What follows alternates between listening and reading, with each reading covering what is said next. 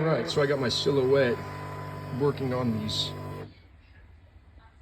Royal P keytop legends from Everett. And what I did is I placed it on this pick scan thing, took a picture of it so it has registration marks, and then the computer took that and it made these red outlines of where it needs to be cut, and then I sent it to the system. So we will see if it works. I tried to do it manually without this calibration pick scan thing, and I wasn't able to get the circles correct. So I figured, you know what, I'm just gonna do it the easy way and do the pick scan. So here's the machine doing its thing, cutting the little circles out.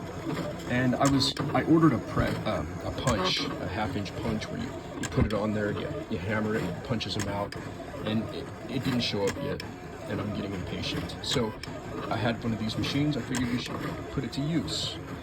You can see here, this is what happened when I tried to do it by myself.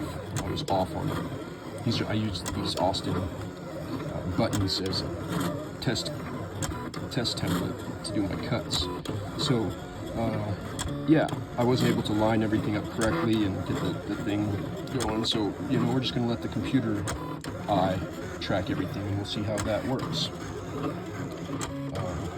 I don't know if I'm gonna sit here and film the whole thing because it looks like it's gonna take 2 minutes and 35 seconds to finish. So we'll come back with another follow-up on this and let you know how it goes. Talk to you later.